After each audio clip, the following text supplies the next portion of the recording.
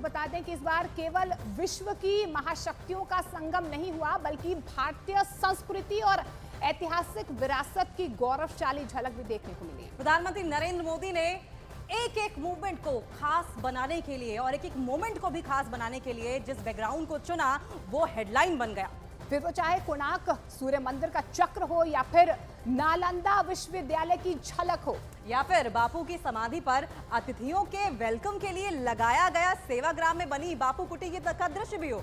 हर तस्वीर के माध्यम से भारत ने बहुत बड़ा संदेश देने की कोशिश की।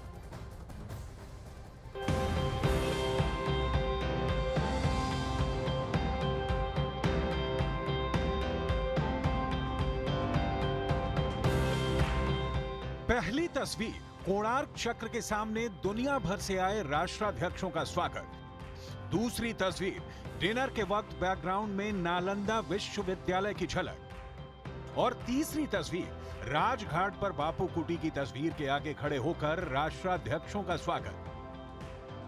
भारत मंडपम से लेकर राजघाट तक की ये तस्वीरें सिर्फ तस्वीरें नहीं, बल्कि G20 समिट में भारत की सांस्कृतिक विरासत और गौरवशाली इतिहास की झलक है, जिसे G20 समिट के माध्यम से प्रधानमंत्री नरेंद्र मोदी ने दुनिया भर की हेडलाइन बना दिया है। भारत मंडपम दुनिया के सबसे शानदार G20 आयोजन का गवाह बना है।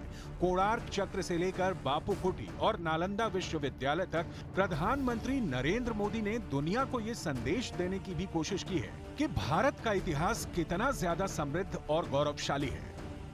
इसलिए जब जो बाइडेन कोणार्क चक्र की तस्वीर के सामने पहुंचे तो मोदी ने उन्हें इसकी विशेषता बताई। नालंदा विश्वविद्यालय की तस्वीर के सामने भी मोदी ने जो बाइडेन को इसका इतिहास समझाया। और आज राजघाट पर बापू कुटी की तस्वीर के सामने भी पीएम मोदी ने बाइडेन को इसकी जानकारी दी। ये तो वो तस्वीरें थी जो सामने दिखाई दी और हेडलाइन बनी। खास बात यह है कि जिस भारत मंडपम में G20 का सफल आयोजन किया गया, उसकी सजावट में हर राज्य के आर्ट वर्क का इस्तेमाल किया गया था, जिससे दुनिया भर से आए राष्ट्राध्यक्षों को एक छत के नीचे भारत की सांस्कृतिक और विविधता वाली विरासत की झलक दिखाई जा सके। तो G20 का समापन हो चुका है, लेकिन पूरा शिखर सम्मेलन ऐतिहासिक और यादगार बन गया है। भारत मंडपम में राष्ट्रपति द्रौपदी मुर्मू ने विदेशी मेहमानों के लिए डिनर का आयोजन किया, जिसमें देश के पारंपरिक व्यंजन परोसे गए और पारंपरिक संगीत और लोकगीत का जादू भी चलता हुआ दिखाई दिया। इस रात्रि भोज में भारत की संगीत यात्रा के तहत अलग अलग संगीत शैलियों का शानदार समागम देखने को मिला। और इतना ही नहीं, भारत मंडपम में देश के अलग अलग हिस्सों से आए कलाकारों ने मेहमानों के लिए शानदार परफॉर्मेंस किया।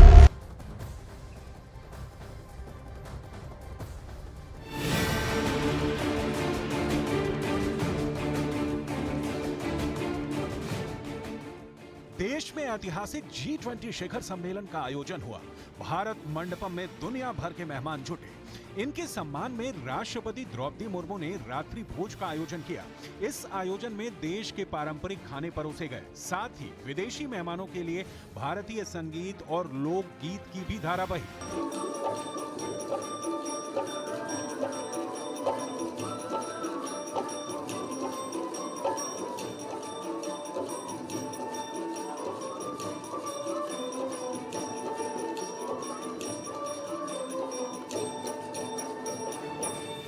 जिसका मुख्य आकर्षण रहा गंधर्व अटोद्यम, जो एक भारतीय संगीत का अद्भुत मिश्रण है, जिसमें पूरे भारत के संगीत वाद्य यंत्रों का इस्तेमाल होता है, जो शास्त्रीय वाद्य यंत्रों के समूह के साथ हिंदुस्तानी, कर्नाटक, लोक और समकालीन संगीत को समेटे हुए है। इस संगीत में डिनर में कश्मीर से लेकर कन्याकुमारी तक के संगीत और लोकगीत को शामिल किया गया था। हिंदुस्तानी संगीत में राग दरबारी, लोक संगीत में राजस्थान का केसरिया बालन, घूमर शामिल रहा, जबकि कर्नाटक घराने के राग मोहनम में स्वागतम कृष्ण को पेश किया गया। इसके अलावा कश्मीर, सिक्किम, मेघालय के लोकगीत को भी शामिल किया गया था।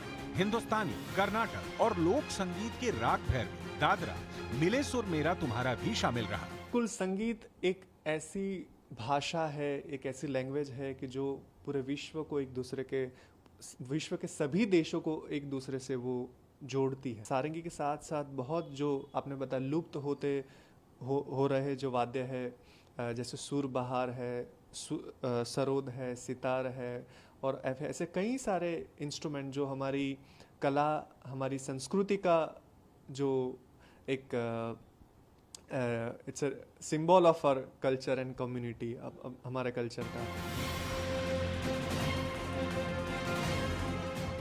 इन वाद्य यंत्रों में सुर सिंगार, मोहन वीणा, जल तरंग, जोडिया पावा, धंगाली, दिलरुबा, सारंगी, कमाईचा, मट्टा कोकिला वीणा, नल तरंग, तुंगबुक, पखावज, रबाब, रावण हत्था, थालदाना, रुद्र वीणा शामिल रहे।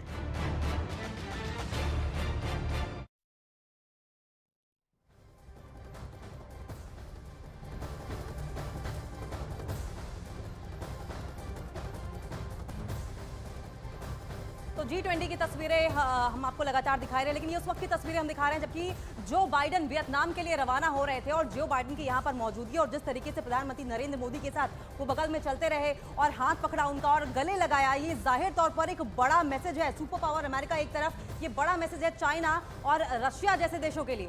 बिल्कुल, और देखिए जिस तरीके से केमिस्ट्री हमें नजर आई है प्रधानमंत्री नरेंद्र मोदी की और जो बाइडन की इस पूरे सफलतापूर्वक ऐतिहासिक G20 के दौरान अपने आप में कई ऐसी चीजें या संकेत या मायने निकलते हैं उन तस्वीरों के। ये देखिए, ये सुबह की तस्वीर है, लेकिन कल हमने डिनर के वक्त भी देखा जब आगवानी यहाँ पर प्रधानमंत्री नरेंद्र मोदी कर रहे थे जो बाइडन की केमिस्ट्री, जो जिस तरीके की बॉडी लैंग्वेज उन दोनों की रही है। लेकिन वो तस्वीर उस वक्त की जब यहाँ से भारत से रवाना हो गए वियतनाम के लिए जो बाइडन।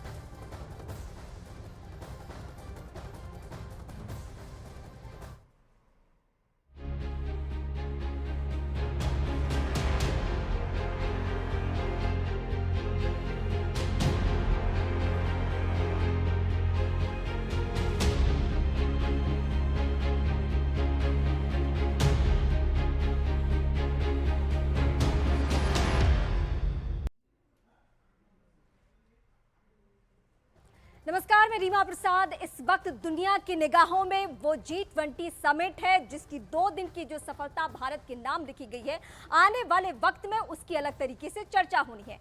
नई दिल्ली G20 में हिंदुस्तान का डंका बजा है। दुनिया भर से आए सभी नेताओं ने नई दिल्ली डिक्लेरेशन के ऐतिहासिक करार दिया और भारतीय प्रधानमंत्री मोदी की जमकर तारीफ की। दुनिया भर के देशों की मीडिया में भारत की वाहवाही हो रही है, तारीफ हो रही है। और अब जब नई दिल्ली G20 का समिट का समापन हो चुका है, यहां से भारत के लिए 4 बड़ी खबरें हैं। पहली खबर, नई दिल्ली डिक्लेरेशन में सभी देशों का समर्थन मिलना। दूसरी बड़ी खबर, पीएम मोदी की अगुवाई में अफ्रीकन यूनियन को G20 का परमानेंट सदस्य बनना। तीसरी बड़ी खबर, G20 से अलग Bharat middle east Europe economic corridor का ऐलान। और चौथी बड़ी खबर, भारत और अमेरिका के बीच हुई द्विपक्षीय बातचीत जिसमें क्वाड, डिफेंस, सेमीकंडक्टर और 6G पर सहयोग का ऐलान। इसके अलावा भारत ने सफल G20 आयोजन से क्या हासिल किया है, इस पर बात करने के लिए एक एक करके हम अलग मेहमानों का रुख करेंगे। लेकिन उससे पहले ये जो तस्वीरें हम दिखा रहे हैं वो बेहद खास तस्वीरें हैं। पीएम ने कहा क्या समापन के दौरान, वो बयान भी सबसे पहले हम आपको सुनवाएंगे।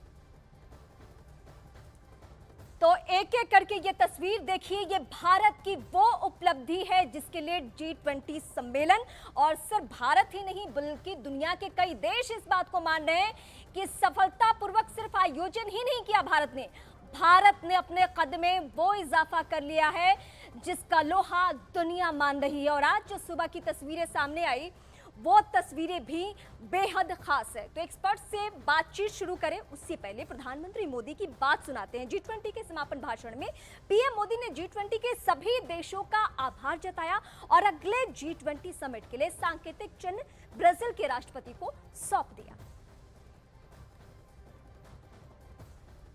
सब जानते हैं भारत के पास नवंबर तक G20 प्रेसिडेंसी की भी जिम्मेदारी है। अभी 2.5 महीने बाकी हैं। इन 2 दिनों में आप सभी ने अनेक बातें यहां रखी हैं, सुझाव दिए हैं, बहुत सारे प्रस्ताव रखे हैं। हमारी ये जिम्मेदारी है कि जो सुझाव आए हैं उनको भी एक बार फिर देखा जाए कि उनकी प्रगति में गति कैसे लाई जा सकती है। मेरा प्रस्ताव है कि हम नवंबर के अंत में G20 का एक वर्चुअल सेशन और रखें। उस सेशन में हम इस समिट के दौरान तय विषयों की समीक्षा कर सकते हैं। इन सब की डिटेल्स हमारी टीम आप सभी के साथ शेयर करेगी। मैं उम्मीद करता हूं कि आप सब इससे जुड़ेंगे। मैं G20 समिट के समापन की घोषणा करता हूं। One earth, one family, one future का रोड मैप सुखद हो। स्वस्ति अस्तु विश्वस्य, यानी संपूर्ण विश्व में आशा और शांति का संचार हो। 140 करोड़ भारतीयों की इसी मंगल कामना के साथ आप सभी का बहुत बहुत धन्यवाद।